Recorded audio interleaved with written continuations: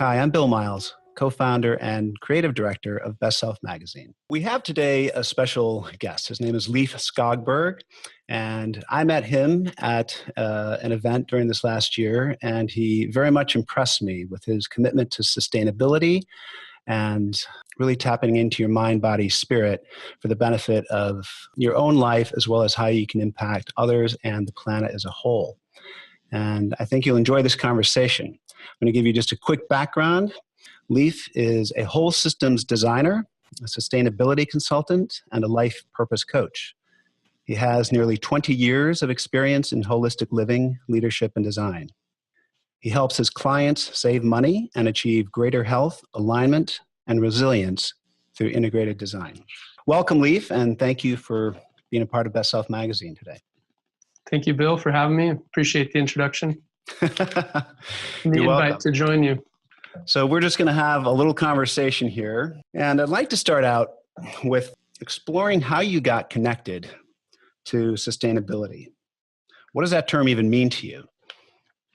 Yeah, it's become kind of a loaded term in a lot of ways today, used very, very often in different ways, sustainable financially, sustainable environmentally.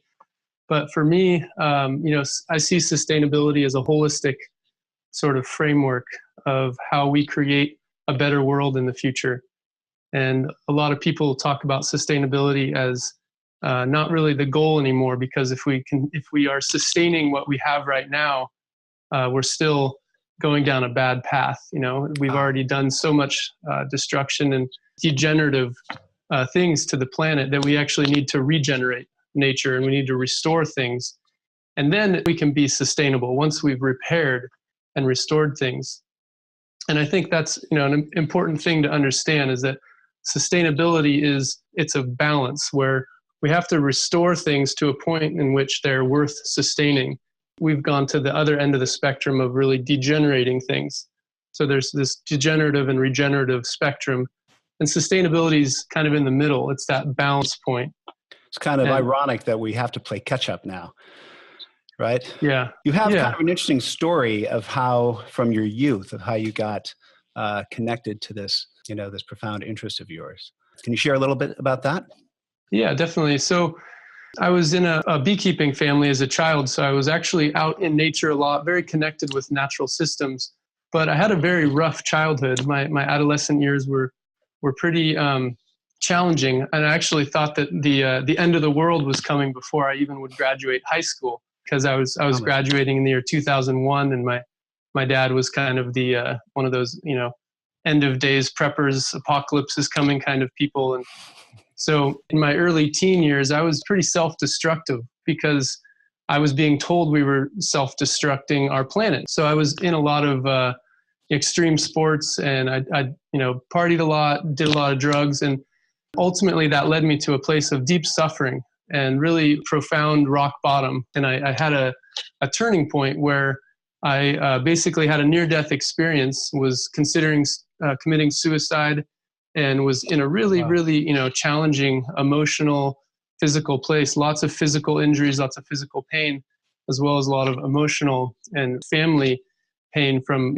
parents getting divorced, and just seeing a lot of really challenging things as a child. And so I had this experience where I realized that I couldn't blame anyone anymore for my pain and my suffering, and that I kept giving away my power when I did that I couldn't get control of my life if I blamed anyone.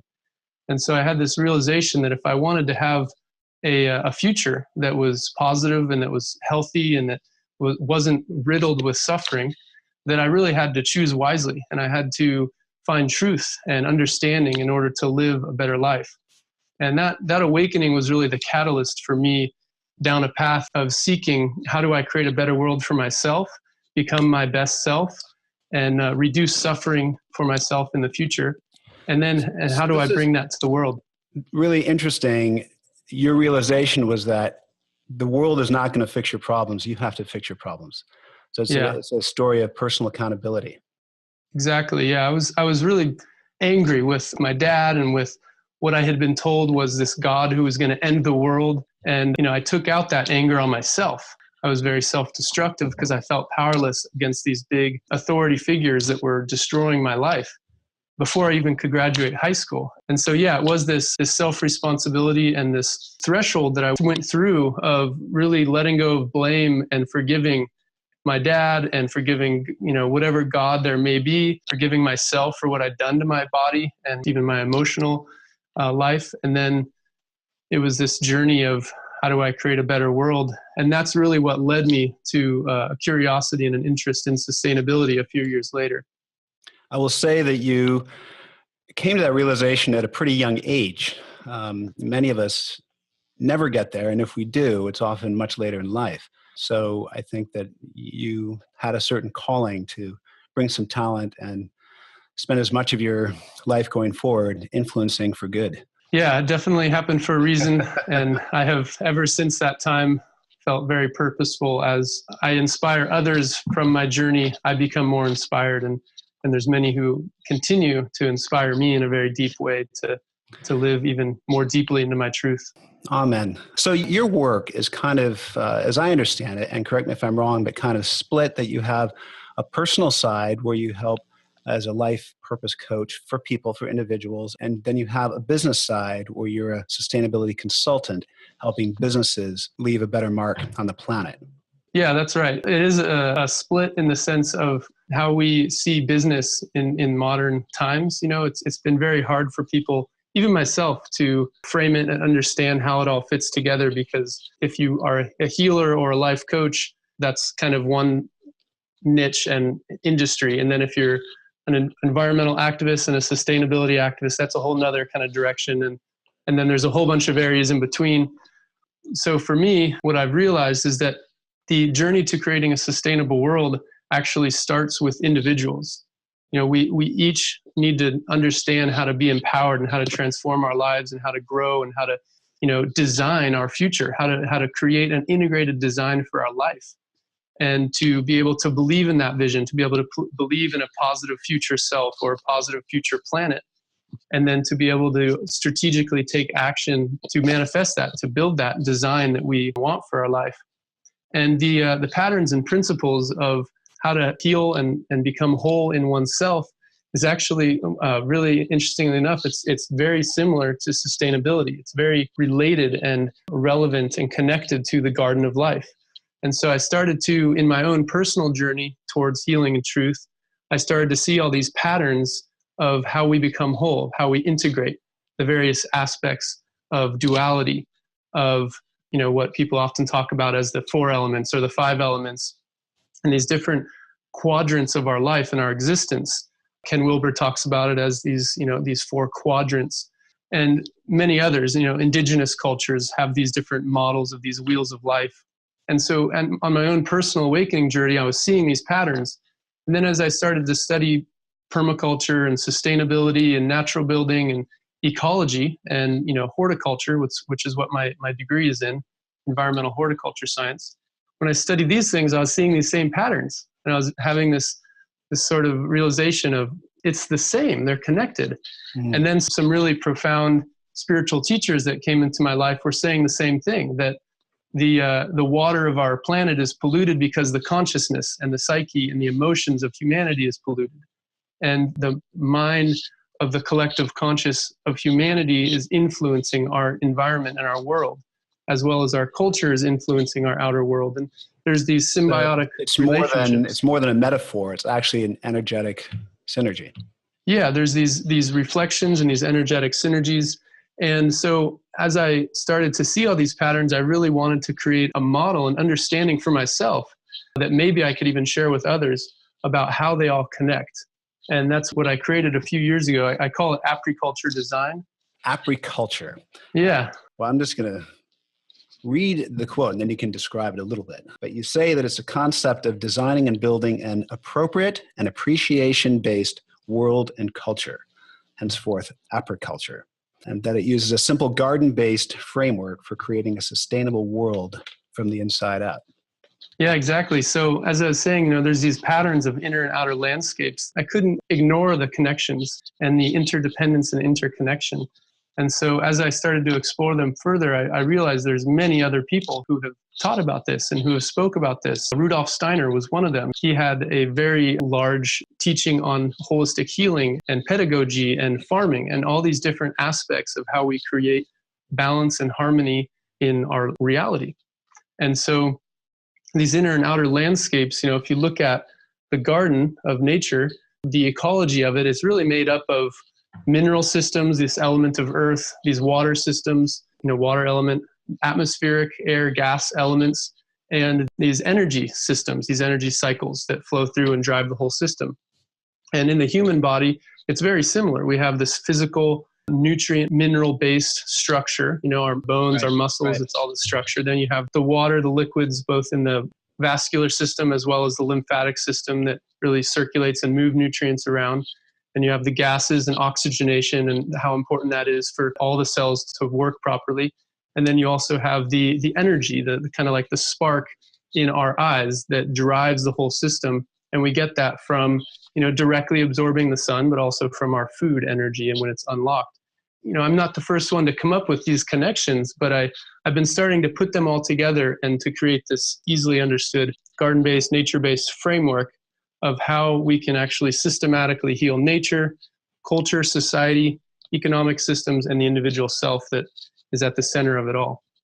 So let's break that down a minute. While the idea is not new, it's become more prevalent because I think people tend to live in the moment and they're not necessarily, future tripping about how their activities are going to affect the world for our children and other generations and so forth. But we're now at a kind of critical point where we have to think that way. Let's talk what people as individuals can do in a very tactical way to become more sustainable. I think to reiterate, they can really address these 4 spheres in their life. Their personal self-care, their own health in terms of, getting proper food intake, diet, getting sleep regularly, something I often have challenge with having 2 kids and, being married and parent, working, yes. Jobs and having, all that stuff. But sleeping enough and preferably with the cycles of nature.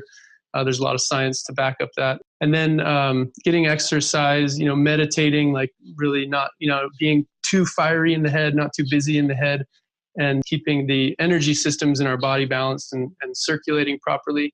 And so this self-care, to me, is actually an important part of creating a sustainable world. And that's what I feel is important to include in the sustainability conversation, that, when people do that for themselves, not in a selfish and egoic, materialistic way, but in a really responsibility for themselves kind of way, it improves the collective. It's a little easier for all of us to take care of ourselves. And then from there, we can start to look at our financial sustainability, our economic health, and our personal life, which I really see as what's our outer purpose of our own individual life. How do we make a positive influence in the world? How do we follow our passion, live our dreams, and then monetize that and have a value to it and be reimbursed for what we're giving in service to the betterment of people and the planet.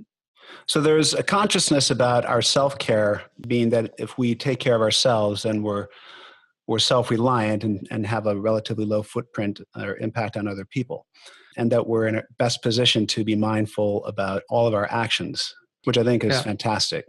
And then you touch on, we can also be mindful of our more external practices, like where we spend our money, the businesses we choose to work with, to purchase. Exactly. Yeah. What are we investing in? Not only our own time and energy, but our finances as well. And every time, everyone's probably heard this now, but every time you buy something, you're making a vote. And so, I don't buy like non-organic dairy or non-organic free range meat because I don't think it's good for my body, but I also don't like voting for the opposite. I like voting for healthy treatment and responsible treatment of animals. I also believe that there's an energy associated with food for sure, and you touched on that. Healthy plants, happy animals make for energetically positive food for us. Yeah, and so what you're eating, what you're voting with your dollar, you can look into solar panels. Like that's one of the things I help my clients with if they're a residential property or some of the resorts that I work with as well, and retreat centers. It's like, how in every way can we invest and contribute to a thriving and beautiful future. And there's these very systematic approaches that we can take to, again, this self-care practice, these economic investments and sustainability, and really supporting companies that are responsible and making it known. Like if you're, leaving a bank because of their practices, make it known why you're leaving. And then there's all the social and cultural aspects of sustainability where, we have to get along. We have to be able to create peace between our relatives, between, our family and our loved ones, and in our neighborhoods. And so having these skills to be able to, speak with compassion, this Yes. sort of nonviolent communication, to be able to have compassion for other people from where they're at, have empathy for them and their situation, their perspective, to really have the skills to create peace and harmony and connection between humans, even if we totally disagree on something, to respect that perspective and opinion and see it as something that you actually might have something to learn from.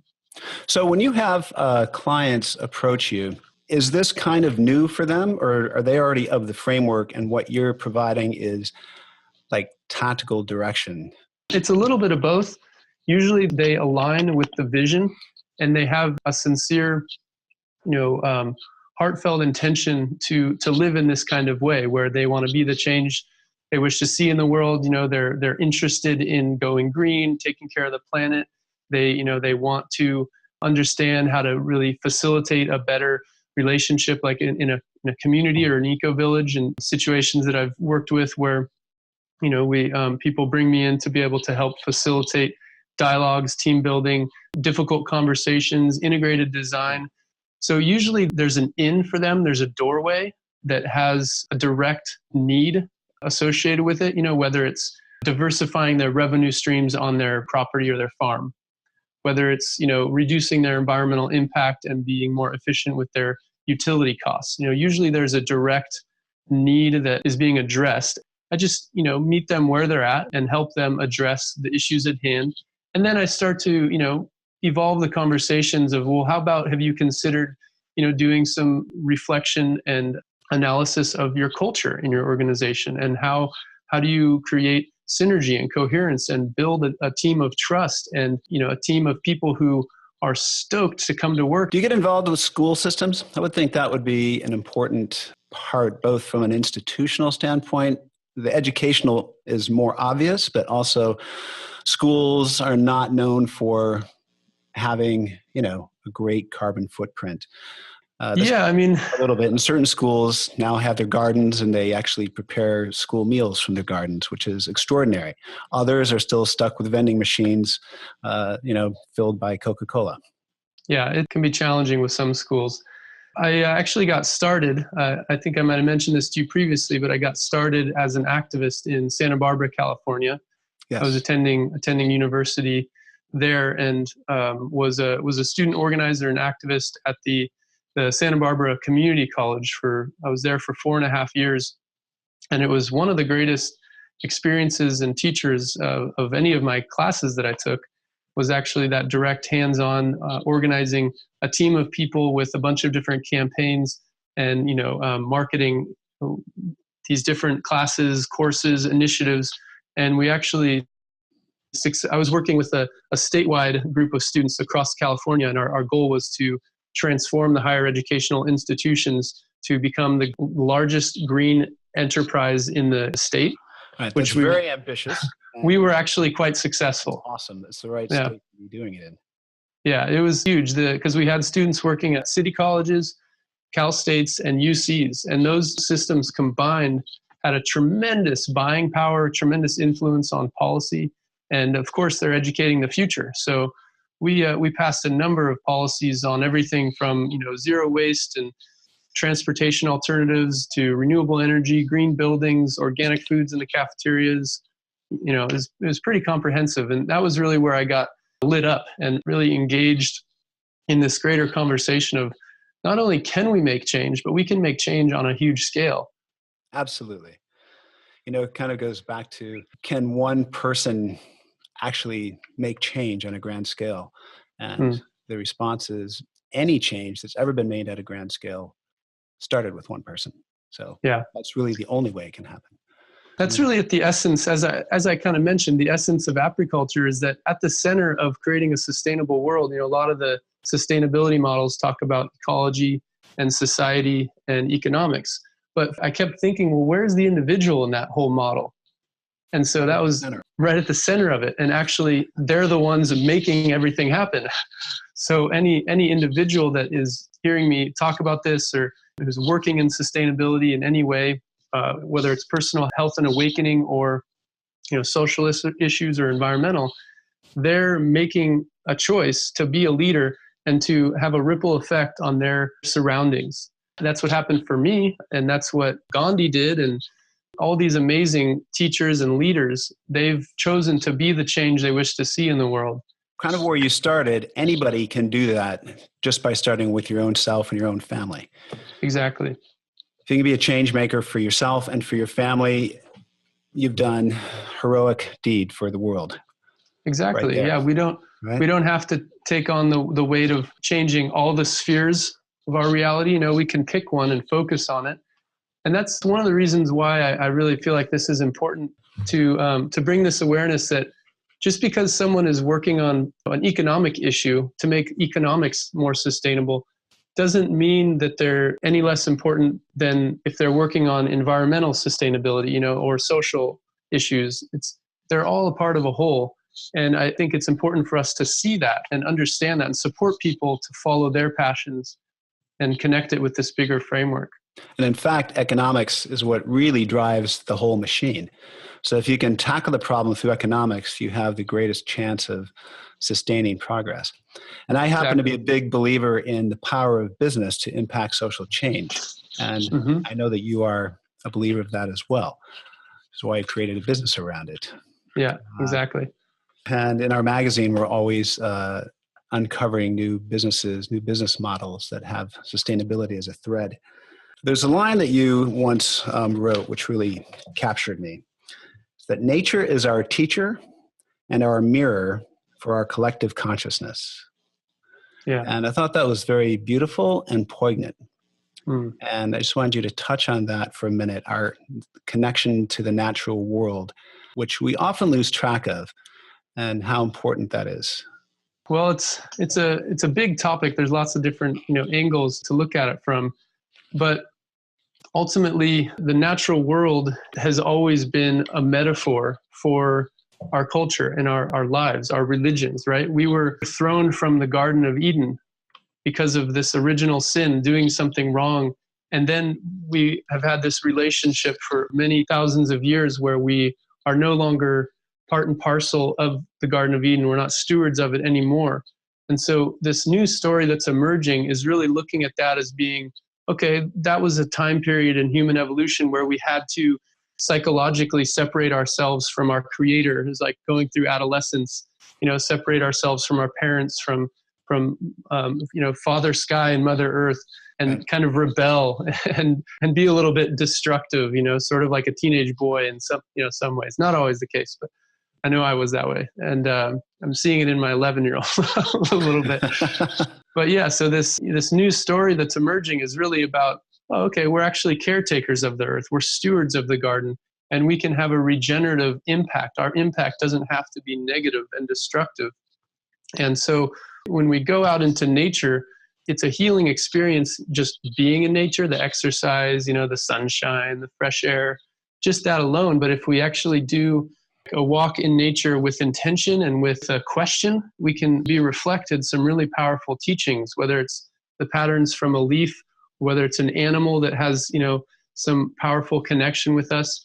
There's all of this medicine in nature. And that's one of the things I really love doing is taking groups on little medicine walks out into nature, little mini solo fasts on the land where we just go out and we sit in ceremony and connect with the elements and the animals and the plants. And, for some people it's a little woo-woo, and for others it's just like this real basic thing about like we come from the garden of nature. We come from the earth. We are part of nature. Yeah, we are nature. Not different. We're not intended to dominate. We are part of it.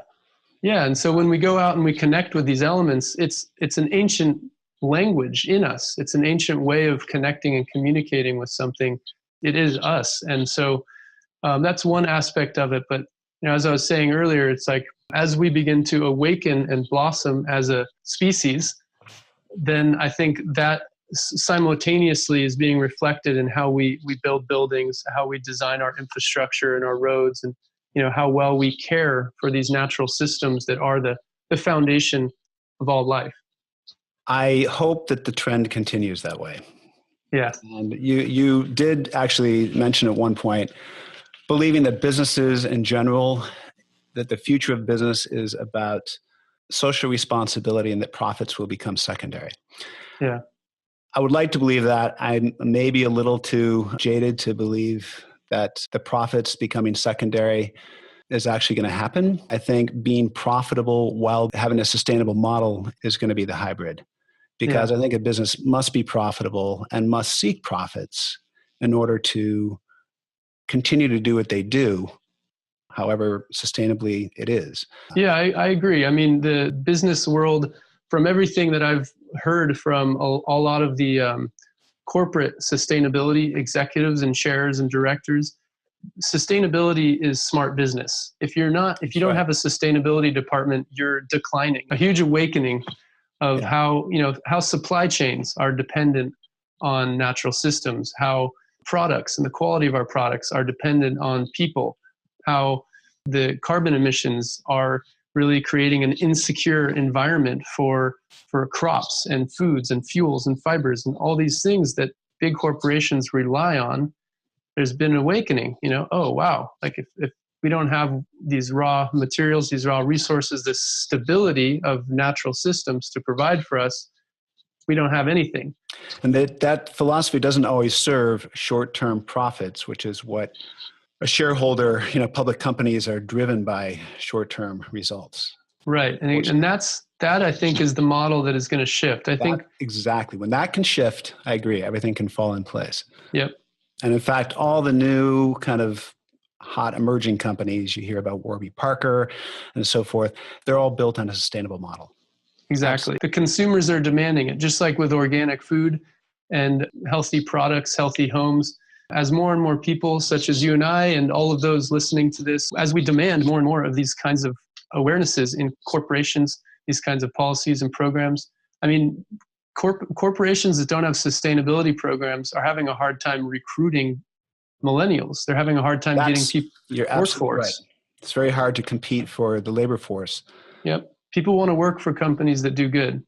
And so that's what I mean about this shift to purpose-driven economy as opposed to profit, where it's really everyone is going to want to be buying and be a part of the companies who are actually having a meaningful impact, and not just, we donate to this charity, but actually it's a part of their organizing principles. And I want to touch on that for 1 second, because I'm very familiar, and you are, but our readers may not be, with B corporations or benefit corporations. Yeah. And just explain briefly what that is and why that's a useful insignia or certification for a customer to look for in a company they might purchase from. Yeah. The B Corp model is great. I think it's been around for 5-6 years or so officially. Several hundred companies that have signed on to it. And it's basically a way of organizing your corporation and the bylaws of the organization of the company to explicitly say that, we are in business to benefit the planet and people. And there's a really systematic certification and review process that everyone who holds the B Corp certification has to go through. And a lot of classic sustainability-minded companies jumped on the bandwagon right away. Like Patagonia was Patagonia, yeah. And they were based out of Ventura, California. I worked with them a little bit a while back. Yeah, so these companies that are really jumping on that bandwagon, they're seeing it increase their growth. It was really funny. Patagonia a while back did this ad for a holiday magazine. Can't remember the name of the magazine, but the ad basically said, "Don't buy our jacket." Like you have famous ad. Yep, right? That's exactly right. And obviously it works. Like more people bought it than if they had said, like, you should really buy this because of X, Y, and Z. But don't buy this because you probably have enough. There was, don't buy this if you don't need it, because we don't need another jacket going into landfill. It also had a subliminal message that if you buy their products are built to last and not wind up in landfill. They'll serve you for a very long time. Yeah. It was a very, very good ad. Another example is when REI, an outdoor retailer, which distributes Patagonia among others, but a few years ago, for Black Friday, the biggest shopping day of the year around after Thanksgiving, they had their opt-out or opt-outside campaign where they actually closed the store. Even online, they closed the store. When everybody else is flocking to the mall for their special Black Friday deals, REI said, we're going to actually shut the door. We want you guys to go outside instead. Yeah, that's great. They obviously lost some business in the short run on that, but they drew a whole lot of fans in the long run. Yeah, absolutely. And a part of these, all of these models, with these B Corps and just any company that's really going down the direction of being more sustainable, it's very much about taking responsibility, right? Self-responsibility for their individual organization, right? Again, that individual entity making a decision that is then influencing economy and culture and the environment. And that's kind of the full circle of this conversation where you started. It all starts with the individual, and we're all the same. The business is like an individual in that regard. We all have to look inward to. Exactly. This has been a great conversation. I hope it's inspired people to look at their own lives and what they can do. And for me, this kind of conversation actually gives me even greater hope for the world because, yes, I see the problems, but I see a lot of possibility. And this planet is amazingly powerful at restoring itself when given an opportunity. Absolutely. Amazingly powerful. So let me know, where can people find you if they want to connect with you? Well, right now I have my main webpage, which is my name, leifskogberg.com.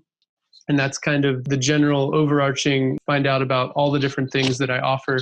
I'll put a link. That's tough spelling, I know, but I'll put a link to this in the page that this lives on so people can. Okay. So that's the main place. If people have any questions, if they want to, engage with me, they can also follow me on Facebook and Instagram. On Facebook, it's just Leif H. Skogberg. Then there's also my Instagram account is at Whole Life Designs. Thank you very much for joining in this conversation.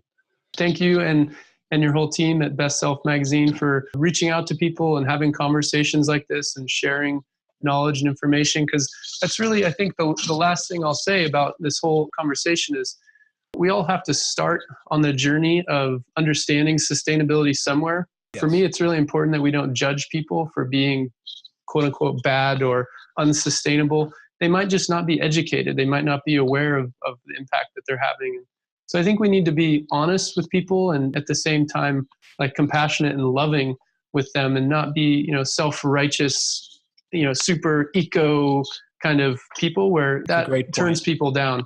It's a great point. You want to inspire without judgment. Yeah, exactly. And that's a big part of this APRA design framework is that's the appreciation piece, is really appreciating everyone for who they are, where they're at, and then coming to a conversation about sustainability and creating a better world from that place of first appreciating them as a human being, as someone who has family and friends, and they're a product of their environment, whoever they are. And then from that place, inquiring and having curiosity around whether or not they, are interested in becoming more integrated and aligned and coherent and sustainable with the way that the future is going. So I found that in my activism work and in, as a student, in college, and then also just as a consultant over the years, it's really important to approach people with that non-judgmental, compassionate mindset of we all need to be educated. I may do something on occasions where, someone who's very eco-savvy might be like, oh, how dare he use that straw at this restaurant? It's like, I usually don't use straws, but I might forget sometimes, so we just need to, love each other and see the humanity in all of us. And always be a student. Yeah, absolutely. Always have that curiosity. If we lose curiosity in our fellow human beings and our loved ones and in how we can become a better person, then I think we lose a vitality and an innocence that is divine. And it's like a child's light that we all can keep and hold on to as we grow older. That's fabulous. Thank you. Thank you, Bill.